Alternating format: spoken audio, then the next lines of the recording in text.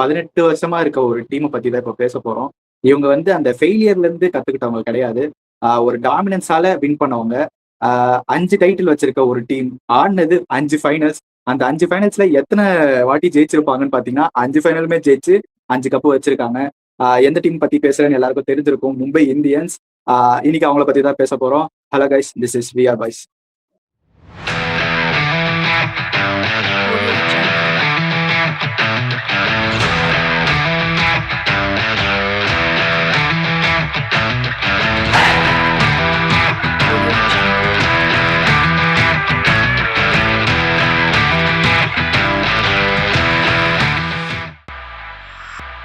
Okay, first எங்கிருந்து start பண்ணலாம்? 2008 IPL ஸ்டார்ட்ல இருந்து பேசலாம்.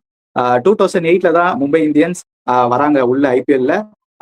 இதோட ஓனர் எல்லாருக்கும் தெரியும், முகேஷ் அம்பானி. அவங்க தான் ஃபர்ஸ்ட் ஸ்டார்டிங்ல சச்சின் மாதிரி லெஜெண்டை வச்சு ஸ்டார்ட் பண்ணாங்க மும்பை இந்தியன்ஸ். ஆனா வந்து அந்த அளவுக்கு அவங்களுக்கு கைக்கூடி வரலன்னு தான் நான் சொல்லுவேன். 2008ல இருந்து ஒரு 2011 வரையும். 2011ல தான் ஒரு சேஞ்ச் நடந்துச்சு.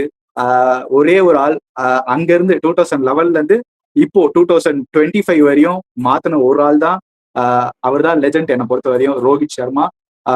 இனிஷியலா 2011ல அவர் ஆக்ஷன்ல வாங்கினாங்க மும்பை இந்தியன்ஸ்.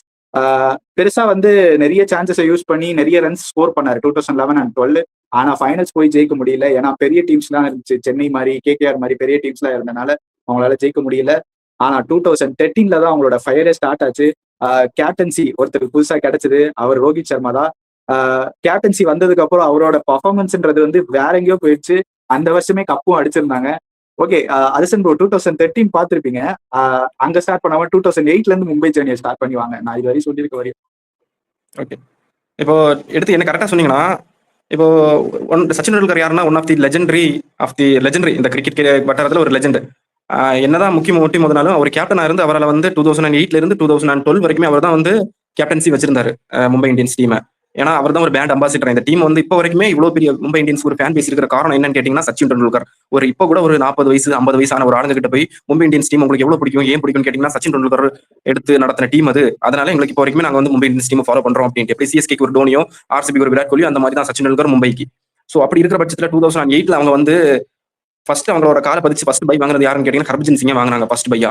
அதே ஆப்ஷன்ல வந்து சனதா ஜெயசூர்யா, அதுக்கப்புறம் வந்து சச்சின் டெண்டுல்கர், இவங்க எல்லாருமே வாங்குறாங்க. ஆக்சுவலி அவங்க வந்து அந்த டைம்ல வந்து எம்எஸ் டோனிக்குமே ரொம்ப நல்லா போட்டி போட்டாங்க. ஆப்ஷன்ல 2008ல ரொம்ப ஹெவியா போனாங்க. சென்னை சூப்பர் கிங்ஸா இல்ல மும்பை இந்தியன்ஸ்ங்கிற மாதிரி போயிட்டு இருந்துச்சு. ஆனா லாஸ்ட்ல வந்து சென்னை போயிட்டாங்க, சச்சின் டெண்டுல்கர் இங்க வந்துட்டாரு. ஸோ அங்க இருந்து அவங்களோட ஸ்டார்ட் ஆன கெரியர் 2012 வரைக்குமே அவங்களால வந்து சரியாவே எங்கேயுமே பெர்ஃபார்ம் பண்ண முடியல. ஐ திங்க் 2012 வந்து 12லயோ 11லயோ நினைக்கிறேன். எஸ், 2011ல வந்து அவங்க வந்து ஃபைனல்ல சென்னை சூப்பர் கிங்ஸ் எகென்ஸ்டா போயிட்டாங்க.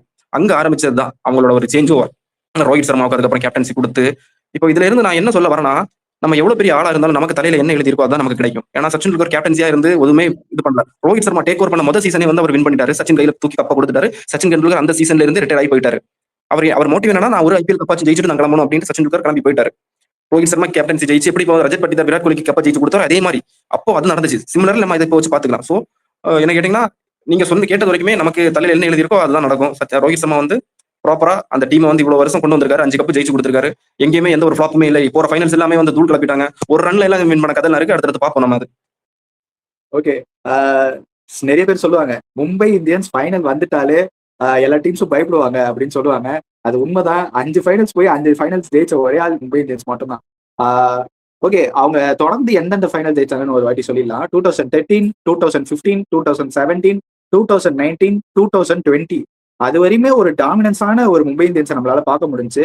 அதுக்கப்புறம் 2021ல இருந்து கரண்ட் 2025 வரையும் அந்த ஒரு சின்னதா ஒரு எங்கேயோ மிஸ் ஆகுதோ, எங்கேயோ மிஸ் பண்றாங்களோ அப்படின்னு தோணிட்டே இருந்தது ஃபேன்ஸ் மத்தியில. நீங்க என்ன நினைக்கிறீங்க? லெஜண்ட்ஸ் சொன்னாலியா, பொலாட் மாதிரி, அதுக்கப்புறம் ரோஹித் சர்மா இம்பாக்ட் பிளேயரா யூஸ் பண்றாது, லசித் மலிங்கா இல்ல, அந்த மாதிரி பிளேயர்ஸ் எல்லாம் இல்ல ப்ரோ, அவங்க என்ன பண்ணிட்டாங்கன்னா, ஒரு 1 or 2 சீசன் வந்து ஸ்ட்ரகிள் ஆனதுமே என்ன பண்ணிட்டாங்கன்னா, நெக்ஸ்ட் மெகா ஆக்ஷன் அவங்களோட டீம் வந்து ரொம்ப சஃபில் பண்றாங்க.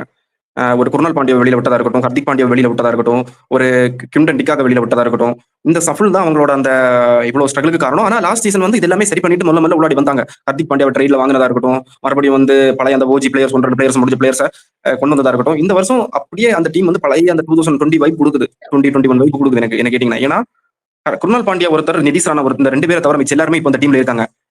ரிட்டைர்மெண்ட் வாங்கின பிளேயர்ஸ் விட்டுருங்க, மற்ற பிளேயர்ஸ் எல்லாமே உள்ளாடி இருக்காங்க. அப்படி இருக்கிற பட்சத்தில் அந்த சஃபல் நடந்ததுனால தான் இந்த வருஷம் இந்த ஒரு லாஸ்ட் ஒரு 5 வருஷமா அவங்க வந்து கப்பே வின் பண்ண முடியாம போயிருக்காங்க. இனிமே அதான் சரி பண்ணி செதுக்கி வந்துட்டாங்க. ஐ திங்க் இந்த வருஷம் ஒரு சான்ஸ் இருக்கு அவங்களுக்கு. 2026 வந்து ஃபைனல் போற ஒரு சான்ஸ் இருக்கு. ஏன்னா டீம் ரொம்ப ஸ்ட்ராங்கா இருக்கு. ஏன்னா பழைய அந்த ஓஜி கடப்பார டீமை பார்த்த மாதிரி இருக்கு எனக்கு கேட்டீங்கன்னா. ஓகே. ஓஜி டீம் மிஸ் பேக்னு தான் சொல்லணும். மும்பைக்கு ஒரு சீக்ரெட் ஃபார்முலா இருக்கு. அது என்னன்னு உங்களுக்கு தெரியுமா? என்ன கேட்டீங்கன்னா, அவங்களோட டேலண்ட் ஸ்கவுட் தான் அவங்களோட சீக்ரெட் ஃபார்முலான்னு சொல்லுவேன். எக்ஸாம்பிளுக்கு சொல்லணும்னா 3 பேர் சொல்றேன். ஜஸ்பிரீத் பும்ரா, ஹர்திக் பாண்டியா அண்ட் சூரியகுமார் யாதவ். இவங்க எல்லாருமே அவங்களோட டேலண்ட் ஸ்கவுட்ல இருந்து வந்தவங்க. 3 பேருமே இன்டர்நேஷனல்லையும் சரி, ஐபிஎல் பிரான்ச்சைஸ் கிரிக்கெட்லயும் சரி அவுட்ஸ்டாண்டிங் பர்ஃபார்மன்ஸ் கொடுத்துட்டு இருக்காங்க. இது வந்து எக்ஸாம்பிள் தான் இவங்க 3 பேர். அவங்க இல்லாம இன்னும் நிறைய பேர் உள்ள இருக்காங்க மும்பை இந்தியன்ஸ்ல.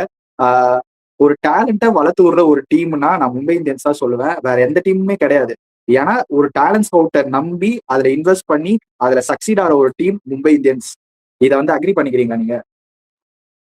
நான் அக்ரி பண்ணிக்கிறேன் ப்ரோ. 100% அதுக்கு நம்பர் 1 டீம் எதுன்னு கேட்டீங்கன்னா நான் நிறைய வாட்டி சொல்லியிருக்கேன். டேலண்ட்ஸை ஸ்கவுட் பண்ற ஒரு நம்பர் 1 டீம் யாருன்னு கேட்டீங்கன்னா வந்து மும்பை இந்தியன்ஸ் தான். ஏன்னா ஹர்திக் பாண்டியா வந்து 2014 வந்து அவரோட ஃபர்ஸ்ட் டெபியூ மேட்ச் விளையாடினாரு. டெபியூ மேட்ச்ல அந்த சீசன்ல வந்து என்ன பண்ணார்னா, நான் அந்த டைம்ல வந்து பார்க்கும்போது அவர் ஒரு பவுலர் தான் நினைச்சுக்கிட்டு இருந்தேன். ஒரு கேகேஆர் மேட்ச்ல சுனில் நரேனுக்கு எகென்ஸ்டா அந்த மும்பை இந்தியன்ஸ் டீம்ல அன்னைக்கு ஆடிட்டு இருந்த எல்லா பிளேயர்ஸுமே ஸ்ட்ரகிள் ஆவாங்க. 2014 எனக்கு எந்த மேட்ச் நம்பர்னு தெரியல. ஒரு மேட்ச்ல எல்லா பிளேயர்ஸுமே சுனில் நரேன் ஓவர்ல ஸ்ட்ரகிள் ஆவாங்க. இவர் நம்பர் 5 நம்பர் 6 ஹர்திக் பாண்டியா வருவாரு. வந்து ஒரு 2-3 பால்ஸ் ஆடினதுமே சுனில் நரேனை வந்து ஒரு பெரிய 2 6 கன்யூஸா 2 6 அடிப்பாரு. அப்போ என்ன ஆகுனா ஹர்திக் பாண்டியா இல்ல அந்த இடத்துல, ஒரு பலே பாண்டியாவா மாறினாரு. அந்த இடத்துல இருந்து அவரோட வந்து நெக்ஸ்ட் ஒரு விஸ்வரூபம் எடுக்க ஆரம்பிச்சது. அந்த ரேஞ்ச் கிட்டிங் ஹர்திக் பாண்டியானாலே ஸ்பின்னர்ஸ் ஒரு ரேஞ்ச் கிட்டிங் ஆடுற ஆட்டம் அப்போல இருந்தே ஆரம்பிச்சிச்சு. சோ இந்த மாதிரி ஒரு ஹிடன் ஜெம் வந்து சூப்பரா ப்ரொடியூஸ் பண்ணிருக்காங்க. அதே மாதிரி ஜஸ்பிரீத் பும்ரா அந்த மாதிரி ஒரு யூனிக் ஆக்ஷன் வந்து எந்த பிளேயர்ஸ் பவுலர்ஸ் கிட்டமே இது வரைக்கும் இல்ல. சோ இவங்க கிட்ட ஒரு சரக்கு இருக்குன்னு சொல்லிட்டு கண்டிப்பா புவனேஸ்வர் குமார்னு சொல்லிட்டு ஜஸ்பிரீத் பும்ராவை எடுத்துட்டு வந்தாங்க உள்ளாடி. ஏன்னா அவரோட இப்போ வேர்ல்ட்ல நம்பர் 1 பவுலர் அவர். ஹர்திக் பாண்டியா நம்பர் 1 ஆல்ரவுண்டர் வேர்ல்ட்ல. அதே மாதிரி கெரோன் பொலார்டு வந்து எப்படின்னு கேட்டீங்கன்னா 2011 வந்து அவர் 2010 வந்து ஃபர்ஸ்ட் டைம் அவர் வந்து டீம்ல கொண்டு வரும்போது, ஏன்னா வெஸ்ட் இண்டீஸ் அந்த டைம்ல வந்து ஒரு பயங்கரமான ஸ்டேஜ்ல எல்லாம் காப்பாத்தி விட்டுக்கிட்டு இருந்தாரு. இந்தியா கூட வந்து இங்க ஆடி பெரிய பெரிய மேட்ச்ல சூப்பரா வந்து பிளே பண்ணி இங்க வந்து அந்த அப்போ என்ன நினைச்சாங்கன்னா ஹிடன் டேலண்ட்ஸ் மாதிரியான பிளேயரை நாங்க ஃபாரின்ல இருந்து ரெக்ரூட் பண்ணுவோங்கிறது எல்லாமே அப்பவே காமிச்சு கொடுத்துட்டாங்க. எங்களால எவ்வளவு பெருசா எங்களால ஸ்கவுட்டிங்கை வந்து நாங்க உருவாக்க முடியும் அப்படிங்கறது வந்து ஒரு உதாரணம் தான் வந்து மும்பை இந்தியன்ஸ் டீம். அதான் நான் மென்ஷன் பண்ண மாதிரி இவங்க அந்த 3 பேர் மட்டும் இல்லாம இன்னும் நிறைய பேர் இருக்காங்க. அன்னோனா இருந்துட்டு ஒரு சூப்பர் ஸ்டாரா கன்வெர்ட் ஆயிருக்காங்க அந்த டேலண்ட் ஸ்கவுட்டால. இதுக்கு மும்பை இந்தியன்ஸ் தான் காரணம். அவங்களுக்கு பெரிய ஒரு நன்றி. இவ்வளவு பெரிய பிளேயர்ஸை வந்து ப்ரொடியூஸ் பண்ணி கொடுத்துருக்காங்க இன்டர்நேஷனல் கிரிக்கெட்டுக்கு. ஓகே, சரி அப்படியே நம்ம லெஜண்ட் சைடு போயிடலாம். ஓகே ப்ரோ, மும்பை இந்தியன்ஸ்னாலே உங்களுக்கு எந்த லெஜண்ட் ஞாபகம் வராரு? எனக்கு ஃபர்ஸ்ட் சச்சின், அவர் காட் ஆஃப் கிரிக்கெட், அவர் தான் ஃபர்ஸ்ட் ஞாபகம் வராரு. அதுக்கப்புறம் ரோஹித் சர்மா ஹிட்மேன், கேப்டன். கேப்டன்னாலே ரோஹித் சர்மா தான். டோனிக்கு அப்புறம் கப்ஸ் அடிக்கிறதுல இருக்கட்டும், டீமை ஃபைனல்ஸ் கொண்டு போறதுலயா இருக்கட்டும், அந்த ஃபைனல்ஸ் போய் வின் பண்றதுலயா இருக்கட்டும், எல்லாத்துலயுமே வந்து த கேப்டன் டோனிக்கு அப்புறம் வந்து எனக்கு ரோஹித் சர்மா தான் ஃபேவரட். நீங்க சொல்லுங்க, எந்த லெஜண்ட்ஸ் உங்க மைண்ட்ல ஞாபகம் வராங்க? நான் கொஞ்சம் சொல்றது உங்களை விட கொஞ்சம் ஆப்போசிட்டா இருக்கும். வேற கண்ட்ரில போயிருந்து சொல்றேன். என்ன கேட்டீங்கன்னா Lasith Malinga, one of the best death over bowler in our decade என்ன கேட்டீங்கன்னா. ஏன்னா அந்த மாதிரி ஒரு பவுலர் நீங்க எங்க பாத்தீங்கன்னா எல்லா ஸ்பாட்டையுமே அவங்க டீம் பெஸ்ட் லெஜெண்டர்ஸ் கவர் பண்ணிட்டாங்க. பவுலிங் கேட்டீங்கன்னா லசித் மலிங்கா, பும்ரா, பேட்டிங் வந்து ரோஹித் சர்மா, ஆல்ரவுண்டர் வந்து Pollard, Hardik Pandya, such kind of players எல்லாமே இருக்காங்க. ஆனா நான் லசித் மலிங்கா வந்து லெஜெண்டரி லிஸ்ட்ல டாப் ப்ரியாரிட்டி நான் கொடுக்குறேன். ஆல்ரெடி நீங்க வந்து சொல்லிட்டீங்க ரோஹித் சர்மா, அதுக்கப்புறம் வந்து கிரண் பொலார்டு, ரோஹித் சர்மா சொல்லிட்டீங்க. நான் வந்து லசித் மலிங்கா ஏன் சொல்றேன்னா 2018 வந்து மும்பை டீமுக்கு அவர் வந்து பவுலிங் கன்சல்டன்டா போனார். அந்த வாட்டி அவர் வந்து டீம்ல செலக்ட் பண்ணல. நீங்க நல்ல ஞாபகம் வச்சுக்கோங்க. அவர் வந்து அந்த டைம்ல வந்து டீம்ல கிடையாது. பவுலிங் கன்சல்டன்டா 2018 இருந்தாரு. அதுக்கப்புறம் 2019 மறுபடியும் ஆக்ஷன்ல ரெஜிஸ்ட்ரேஷன் பண்ணி மறுபடியும் டீம் எடுத்து போட்டாங்க பேஸ் பிரைஸ்ல. மும்பை இந்தியன்ஸ் டீம் 2019 தான் வந்து அந்த ஒரு பால்ல ஒரு ரன் அடிக்க போய் சர்துல் தாக்கூர் விக்கெட் எடுப்பார் அவரு. அவரோட கேபபிலிட்டி என்னங்கிறத நீங்க பாத்துக்கோங்க, அந்த ஒரு லெஜெண்ட் அப்படின்ட்டு. ரெண்டாவது நான் யாரை சொல்றேன்னா அம்பத்தி ராயுடு சொல்றேன். எங்கேயோ ஆந்திர பிரதேசல வந்து குண்டூருங்கிற ஒரு ஊர்ல பிறந்து 2010 வந்து ஃபர்ஸ்டா 12 lakhs 10 lakhs பேஸ் பிரைஸ்ல எடுத்து போட்டாங்க அம்பத்தி ராயுடுவை. மனுஷன் வந்து ஒரு அங்க இருந்து ஒரு 7-8 இயர்ஸ் இந்த டீமோட ஜாயின் பண்ணி ஒரு 3 கப் வின் பண்றதுக்கு இந்த டீமோட ஹெல்ப்ஃபுல்லா இருந்தா. மெயினா அந்த 2017 ரைசிங் புனே சூப்பர் ஜெயின்ஸ்க்கு எகென்ஸ்டா அந்த ஸ்டீவ் ஸ்மித்தோட catch long square of the விக்கெட்ஸ்ல பிடிச்சதா இருக்கட்டும்.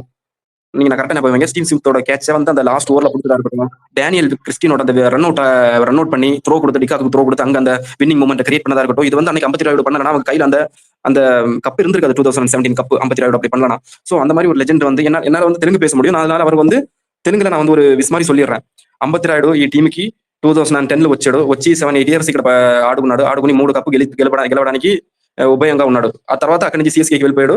సో మేము ఇక్కడ ఏం గొప్పగా చెప్తున్నామంటే ఇలాంటి చాలా ప్లేయర్స్ ఆంధ్రప్రదేశ్ నుంచి రావాలి, ఇలాంటి ఐపీఎల్ టీంలో ఆడాలి అని మేము కోరుకుంటున్నాను.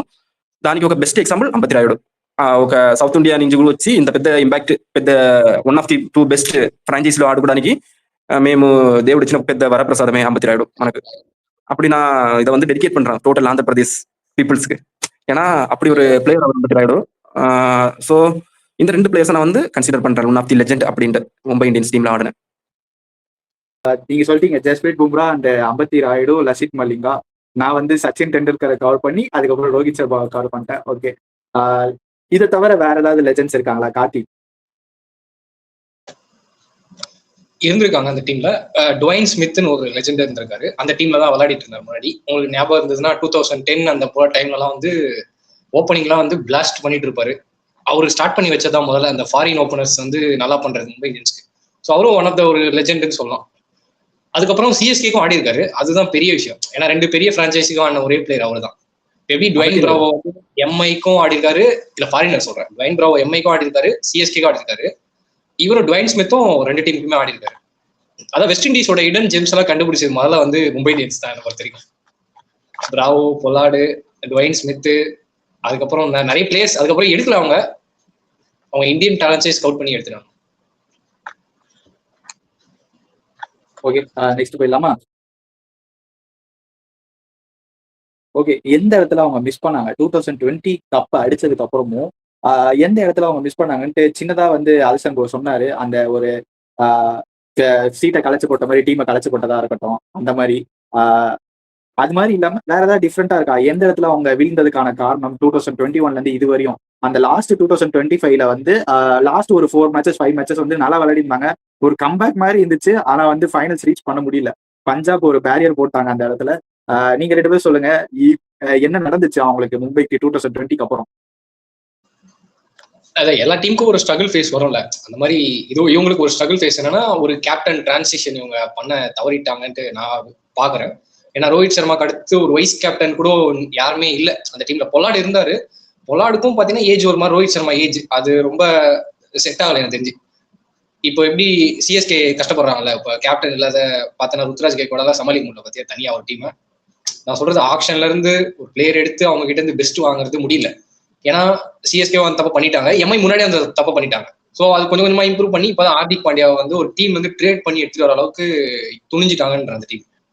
அவங்க நல்லா பண்ணதுக்கு காரணம் என்னன்னா, குருணால் பாண்டியா, ஹார்திக் பாண்டியான்ற மாதிரி 2 ஆல்ரவுண்டர்ஸ் விட்டது தான் அவங்க நல்லா பண்ணாததுக்கு காரணமே. ஏன்னா அவங்க வந்து கடைசியில அந்த ஒரு 10 பால்ல 30 40 டக்கு டக்குன்னு அடிப்பாங்க. பொலார்டுக்கு ப்ரெஷர் இருக்காது. ஸோ பொலார்டோட ஃபார்மும் கொஞ்சம் டிப்பாச்சு. நீ சொன்ன இந்த 2020ல இருந்து ஒரு அதுக்குள்ள ஆடின பீரியட் வரைக்கும் சொல்றேன். அவர் ஃபார்ம் கொஞ்சம் டிப்பாச்சு. அங்கேயும் கொஞ்சம் சரியா வரல அவங்களுக்கு.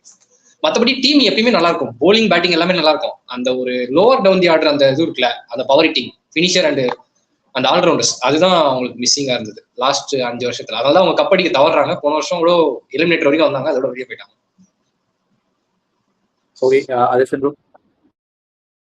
இன்னொன்று நான் என்ன பார்க்குறேன்னா ப்ரோ, அவங்க கொஞ்சம் வந்து அப்டேட் ஆகலை. எப்படி வந்து லாஸ்ட் இயர் சிஎஸ்கே வந்து ஸ்ட்ரகிள் ஆனாங்களோ, நான் வந்து பழைய ஓஜி பிளேயர்ஸ்லாம் வச்சு கொஞ்சம் எக்ஸ்பீரியன்ஸ் ரேஞ்சுக்கு போய் ஆட போறேன் அப்படிங்கிற மாதிரி எனக்கு வந்து அவங்க 2020, 21, 22 டைம்ல வந்து அவங்க ட்ரை பண்ணாங்களோன்னு எனக்கு தோணுது. அதுக்கப்புறம் அதை ரியலைஸ் பண்ணி ஹர்திக் பாண்டியா பக்கத்துக்கு போய் அங்கே ட்ரைட் எல்லாம் பண்ணி கொஞ்சம் கொஞ்சமா இப்போதான் சரி பண்ணிட்டு வராங்க. கொஞ்சம் கொஞ்சமா சரி பண்ணி இப்போ வந்துட்டாங்க. எப்பயுமே அந்த டீம்ல வந்து நான் சொன்ன மாதிரி பழைய கடப்பார அந்த டீமா தான் இருக்குது இப்போ இந்த சீசன்.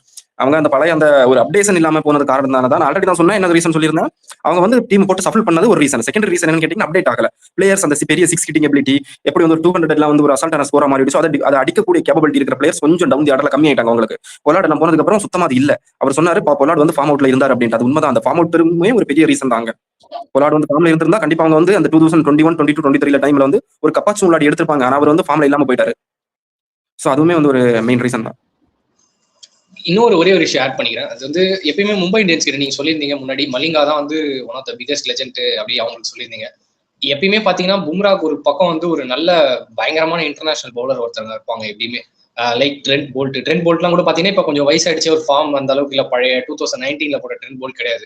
அவரும் கொஞ்சம் வெளி லீக்ஸ்ல ஆடி வாங்குறாரு. அந்த இதுல படி அவங்க ஆர்ச்சர் எல்லாம் வச்சிருந்தாங்க. பட் ஆர்ச்சர் எல்லாம் கூட விட்டுட்டாங்க. அது ஏன்னு எனக்கும் புரியல. ஆர்ச்சர் வந்து கரெக்டான செட் ஆகிற டீம் வந்து மும்பை தான். பட் அவர் எதுக்கு ரிலீஸ் பண்ணாங்கன்னு தெரியல. மேபி அந்த இன்ஜுரி ஒன்று வந்தது ஒரு 2023ல நினைக்கிறேன், 24ல நினைக்கிறேன். அந்த இன்ஜுரி வந்ததுனால ரிலீஸ் பண்ணாங்க. ஒரு நல்ல இன்டர்நேஷனல் குவாலிட்டி போலர் மிஸ்ஸிங்கோ அப்படின்னு தெரிஞ்சது இந்த 5 வருஷத்துல பீரியட்ல சொல்றேன். பும்ரா கூட பேரப்பா சொல்றேன்.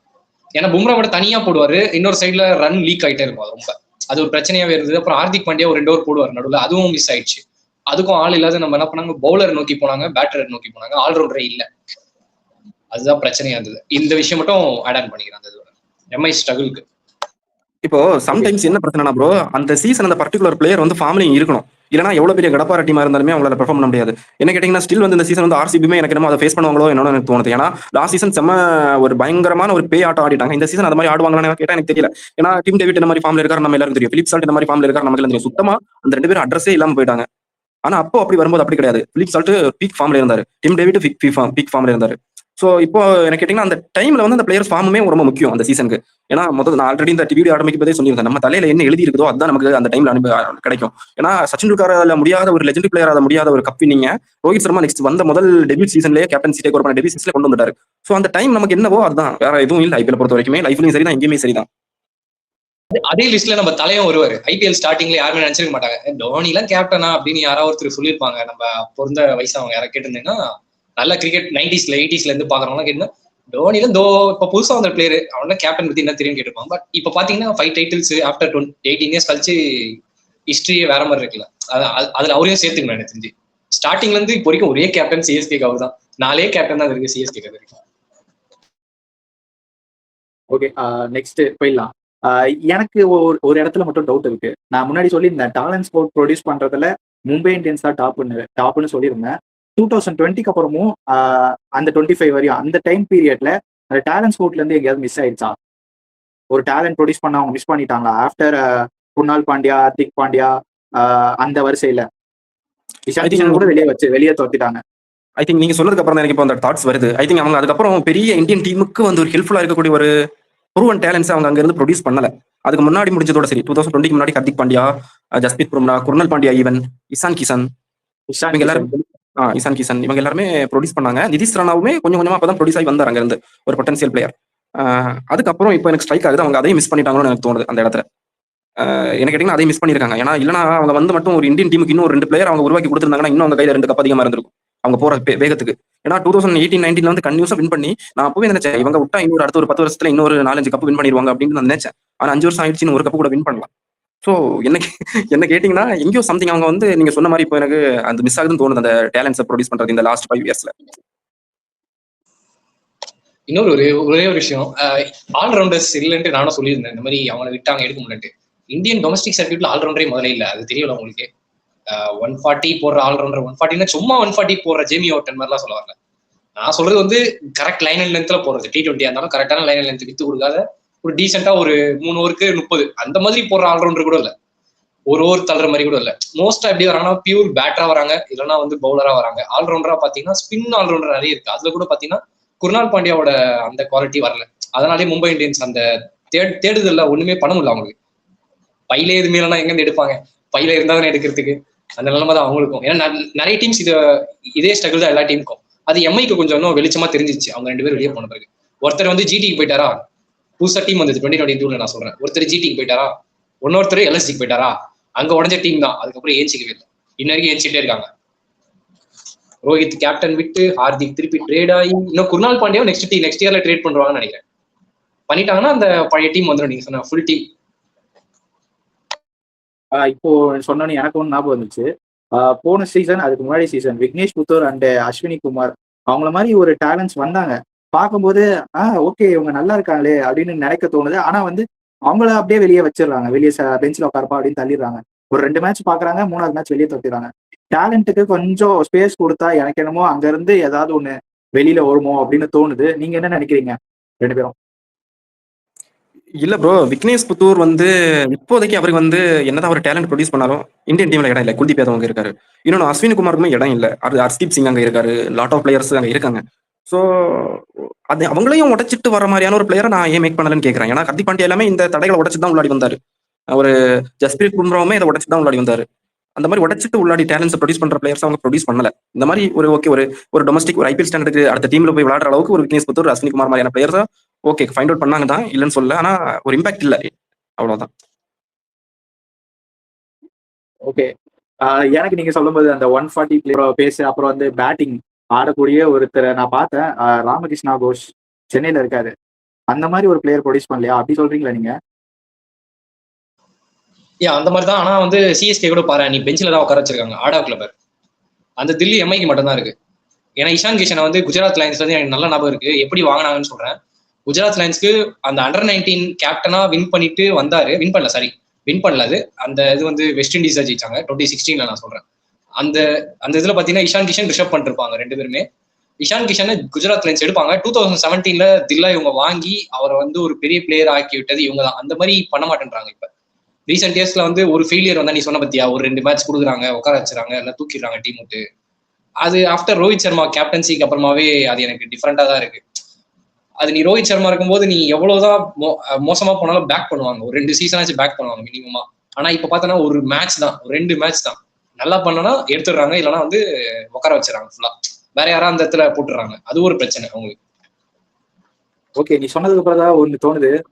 மும்பை கொஞ்சம் பேக் ஃபயர் ஆனதுக்கு காரணம், ஒரு சின்ன ஒரு காரணம் ரோஹித் சர்மா வந்து கேப்டனா இல்லாததோ, ரோஹித் சர்மாவை இம்பாக்ட் பிளேயரா யூஸ் பண்றதோ அப்படின்னு எனக்கு தோணுது.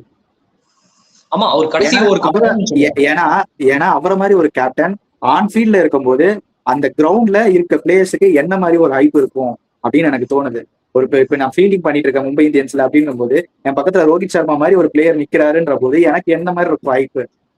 அந்த இடத்துல எங்க மிஸ் பண்ணிட்டாங்களோ, ரோஹித் சர்மா வந்து கொஞ்சம் இம்பாக்ட் பிளேயரா யூஸ் பண்றது இருக்கட்டும், கேப்டன்சில இருந்து வெளியே வைக்கிறதா இருக்கட்டும், கொஞ்சம் ஒரு மாதிரி போயிட்டு இருக்கு அந்த டீம்ல. அதை பத்தி நீங்க சொல்லுங்க. ஃபர்ஸ்ட் நான் சொல்லிடுறேன். எம்ஐக்கு பாத்தீங்கன்னா ரோஹித் சர்மா உள்ள இருந்தா என்ன ஒரு அட்வான்டேஜ்னா, அவரோட எக்ஸ்பீரியன்ஸ் அங்க சொல்லுவாரு. அவர் இப்ப நானே ஒரு பவுலரா வச்சுக்கோங்க. ரோஹித் சர்மா நம்ம கேப்டன்னா அது எவ்வளவு பெரிய கான்பிடன்ஸ் கொடுக்கும்ல அந்த பவுலருக்கு. ஒரு புது யங் பவுலர், நீ அஸ்வினி குமார் மாதிரி ஒரு பவுலர் வச்சுக்கேன், ஒரு 2 6 கொடுத்துறான், 3வது பாலே போயிட்டு நான் நல்லா தான் போடுறேன், நீ ட்ரை பண்ண உன்னால முடியும் அப்படின்னு ஒரு கான்பிடன்ஸ் கொடுத்து பண்ண வைப்பாரு. ரோஹித் சர்மாவோட எக்ஸ்பீரியன்ஸ் மத்த கேப்டன்ஸ் கிட்ட உடனே வந்துடாது. பட் அதான் சொல்லுங்க, அவங்க க்ரூம் பண்ண மறந்துட்டாங்க. சென்னை மும்பை இப்ப ஸ்ட்ரகிள் ஆகிற ஸ்பேஸ்ல இருக்கு. அது கொஞ்சம் கொஞ்சமா அந்த கேப்டன்சி எரர்லாம் மீட் எடுத்து அந்த ஒரு பழைய பங்காளிகளா வருவாங்களான்னு தெரியல. ஏன்னா அதர் டீம்ஸ்லாம் நல்லா விளையாட ஆரம்பிச்சிட்டாங்க. அதை நோட் பண்ண வச்சுக்கேன். யாரும் வந்து கப் அடிச்சுட்டு போறாங்க நடு சீசன் நல்லா வந்து. திடீர்னு கேகேஆர் வருது, திடீர்னு பஞ்சாப் ஆல்மோஸ்ட் வந்தானுங்க. ஆர்சிபி இவங்க 2 பேரும் மொக்கையாடும் போது ஆர்சிபி தோ வரல, நான் தான் இவ்வளவு நேரம் இவங்க கிட்ட 3 இருந்தேன், நம்பர் 3ல இருந்தேன், இப்ப நான் கப் அடிக்கிறேன்னு அடிக்கிறாங்க. அதான் சென்னை மும்பை 2 பேருமே கேப்டன்சி ஆஃப்டர் டோனி ரோஹித் சர்மாக்கு அப்புறம் வேற யாரும் உருவாக்கல. அதான் பிரச்சனையே அங்க. அதனாலதான் எல்லா டீமுக்கும் எல்லா பிளேயருக்கும் பாருங்க, புது பிளேயர்ல ஒரு சான்ஸ் கிடைக்குதா அதோட தூக்கிடுறாங்க. அதுதான் பிரச்சனையா இருக்கு. ஓகே, இல்ல ப்ரோ, அவரு சொல்லியிருந்தார்ல ரோஹித் சர்மா. இன்னொன்னு அவங்க என்ன நினைச்சாங்கன்னா, ஓகே இப்போ ஜடேஜாவா எப்படி வந்து சிஎஸ்கே வந்து ஓகே ஜடேஜா வந்து இன்டர்நேஷனல்ல இருந்து வெளியில வந்துட்டாரு, எல்லா 3 ஃபார்மேட்டுமே விளையாடுறது இல்ல. சோ நம்ம கிட்ட வந்து ஒரு ஆப்ஷன் இருக்கு, எல்லா ஃபார்மேட்டுமே விளையாடக்கூடிய ஒரு கேப்பபிலிட்டி கூட சஞ்சு சாம்சன் நாங்க ட்ரேட் எடுத்துட்டோம் அப்படின்ட்டு. அதே தான் அவங்க வந்து மும்பை இந்தியன்ஸ் பண்ணாங்க அந்த டைம்ல. ஏன்னா ரோஹித் சர்மாவோட டைம் ஒரு இன்டர்நேஷனல் ஸ்டாண்டர்டுக்கு முடிஞ்சிருச்சு. வி நீட் டு நெக்ஸ்ட் ஒரு 5 இயர்ஸ் வந்து ஒரு கேப்டன்சி கேரண்டியா பண்றக்கூடிய ஒரு பிளேயர் வேணும். அவரை வந்து லாஸ்ட் மினிட் ஒரு 2-3 இயர்ஸ் அப்புறம் கொண்டு போய் கேப்டன்சியை கொடுக்கறதுக்கு இப்போவே நம்ம கொடுத்துக்கலாம். கொடுத்து கொஞ்சம் ஒரு இயர் ஃபெயில் ஆனாலுமே பரவாயில்ல, அந்த டீமோட அண்டர்ஸ்டாண்டிங் எல்லாம் பண்ணிட்டு அவர் வந்து நெக்ஸ்ட் இயர்ல இருந்து சூப்பரா பண்ணுவாருங்கிற அந்த காரணத்தால தான் ஹர்திக் பாண்டியா கொடுத்தாங்க. ஆனா அது என்ன எம்ஐ ஃபேன்ஸால அக்செப்ட் பண்ண முடியல. இப்போ எப்படி வந்து ரோஹித் எம்எஸ் தோனி ருத்ராஜ் கையில வந்து கேப்டன்சி கொடுத்தாரு, அதே மாதிரி தான் ஃபேன்ஸால அக்செப்ட் பண்ண முடியல. எப்படி வந்து ஒரு சச்சின் டெண்டுல்கர் ஒரு காலத்துல ரோஹித் சர்மா கையில கொடுக்கும்போது அந்த டைம்ல ஃபேன்ஸ் வந்து எப்படி எகென்ஸ்ட் ஆயிருப்பாங்க, அதே மாதிரி தான் இப்போ வராங்க. ஆனா வந்து 5 கப் ஜெயிச்சு கொடுக்கலையா ரோஹித் சர்மா. ஹர்திக் பாண்டியாவுமே பண்ணி கொடுப்பாரு தான். ஆனா எம்ஐ பண்ணது ஒரு சைட்ல கரெக்ட் தான், ஆனா ஃபேன்ஸால அக்செப்ட் பண்ண முடியல. அதுதான் end of the day. Okay, இனிமேட்டு ஃபேன்ஸ் அக்செப்ட் பண்ணிப்பாங்கன்னு நினைக்கிறேன். ஏன்னா ஹர்திக் பாண்டியா பர்ஃபார்மன்ஸ் அந்த மாதிரி இருந்திருக்கு இன்டர்நேஷனல்ல.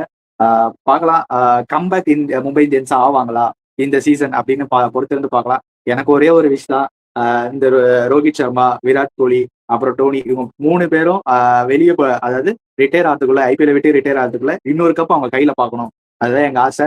பழைய பங்காளிகள் மும்பை இந்தியன்ஸ் அந்த சிஎஸ்கே ஃபைனல்ஸ் ஆடணும்ப்பா, அதை நான் பார்க்கணும். இந்த வருஷம் நடக்கும்னு நினைக்கிறேன். அவங்க டீமும் அந்த மாதிரி தான் எடுத்து வச்சிருக்காங்க.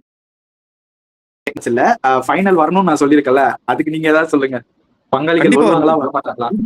என்னோட டாப் டீம் என்னன்னு கேட்டீங்கன்னா ஆர்சிபி, எம்ஐ, சிஎஸ்கே, அதுக்கப்புறம் வந்து ஃபைனல் இன்னொரு டீம் சொல்லியிருந்தேன், டெல்லி கேபிட்டல்ஸ். இந்த 4 டீம் தான். டெல்லி கேபிட்டல்ஸ் ஆர் பஞ்சாப், இந்த 2ல ஒரு டீம் வந்துடும்.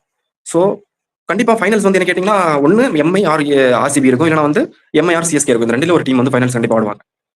ஸோ நான் அக்செப்ட் பண்றேன். கண்டிப்பா இந்த வாட்டி பிளே ஆஃப்ஸ்ல வரதான் போறாங்க. நான் இப்போ எழுதி கொடுக்குறேன், இந்த 4 டீம்ல அட்லீஸ்ட் ஒரு 3 டீமாச்சும் உள்ளாடி வருவாங்க நான் சொன்னதுல. ஓகே, கார்த்திக். எனக்கு எம்ஐ உள்ள வந்துருவாங்கன்னு தோணுது. ஆனா சிஎஸ்கே போலிங் நினைச்சாதான் வருவாங்களான்ட்டு ஒரு டவுட் வருதுப்பா. அதுக்கு பதிலா சரி ஆர்சிபி போட்டுக்கிறேன். சரி ஆர்சிபி எம்ஐ இந்த வாட்டி ஃபைனல்ஸ் விளையாடுறாங்கன்ட்டு ஒரு கனவு இருக்குப்பா. அது நடந்துச்சுன்னா நல்லா இருக்கும். ஓகே, இப்போ உங்களோட ஃபைனல் தாட் சொல்லுங்க, இதோட இந்த வீடியோ முடிச்சுக்கலாம். என்னோட ஃபைனல் தாட் என்னன்னா, எப்பவுமே வந்து எம்ஐ சிஎஸ்கே மேட்ச்னா இந்தியா பாகிஸ்தான் மேட்ச் மாதிரி இருக்கும். அந்த ஃபீல் மறுபடியும் நம்ம பார்த்தோம் இந்த ஒரு ஐபிஎல் சீசன்ல. ஏன்னா நடுவில் எவனோ வரான், அந்த போர்டில் உன் பேர் இருக்கணும்னு ஆசைப்படுறியா அப்படிங்கிற மாதிரி நம்ம விட்டு கொடுத்த மாதிரி இருக்குது. அதெல்லாம் இருக்கவே கூடாது. இனிமே எவனோ வரான் போறான், ஆட்டம் போடுறான், ஆடுறானுங்க, போறானுங்க, வரானுங்க, அதெல்லாம் இருக்கவே இல்லை. எப்பவுமே மும்பை சென்னை தான் இந்தியா பாகிஸ்தான் மேட்ச் மாதிரி. ஸோ அந்த ஒரு வைப்புக்கு நம்ம திரும்ப இந்த சீசன் வரும்னு நான் நம்புறேன். வந்தே ஆகணும், அவ்வளவுதான். இந்த ஆர்சிபியை மட்டும் தயவு செய்து கொஞ்சம் தோக்கடிச்சிருங்க அப்படின்னு நான் 2 பேர்கிட்ட கேட்டுக்கிறேன். எம்ஐ சிஎஸ்கே தயவு செய்து அவங்கள வந்து ஹோம்லயும் டிஃபீட் பண்ணுங்க, அவையிலையும் டிஃபீட் பண்றேங்க. டிஃபீட் பண்ணீங்கன்னா லீக் கொஞ்சம் நல்லா இருக்கும் பார்க்க. இல்லைன்னா ஈசாலா கப் நம்துன்னு சொல்லி சுத்திட்டு இருக்காங்க திருப்பி இந்த வருஷம். சுத்துறதுல ஃபர்ஸ்ட் ஆள் நான் தான். முதல்ல வந்து ஆர்சிபியை ஃபர்ஸ்ட் மேட்ச்ல எஸ்ஆர்ஹெச் பொசிக்கிடுங்க. அந்த பொசிக்கினீங்கன்னா அப்புறம் எல்லாரும் வந்து பொசிக்கிடுவாங்க. ஓகே, ஆனா இப்படி பார்க்கலாம். ஈசாலா கப் நம்பேவா இப்படி கெஞ்ச வேண்டிய நிலைமை எதுக்கு வருதுன்னா, இப்படி கெஞ்ச வேண்டிய நிலைமை எதுக்கு வருதுன்னா, ஆக்ஷன்ல வந்து கோட்டை விட்டுட்டாங்க. எல்லா டீமுமே தாரவாத்து கொடுத்துட்டாங்க பிளேயர்ஸ். அதனாலதான் இப்படி கெஞ்ச வேண்டியது வருது. ஏன்னா இப்படி கெஞ்சிருக்க வேண்டிய தேவையில்லை அவங்க கிட்ட. ஓகே, ஈசாலா கப் நம்தேவா இல்ல ஈசாலா கப் மும்பைக்கா இல்ல ஈசாலா கப் சிஎஸ்கே கான்னு பாத்துடலாம். ஓகே, ஆர்சிபி ஃபேன்ஸ் இந்த ஒரு கமெண்ட் செக்ஷனையும் ஸ்பேம் பண்ணி விடுங்க. ஆர்சிபி தான் செகண்ட் டைட்டில் அடிக்க போகுது.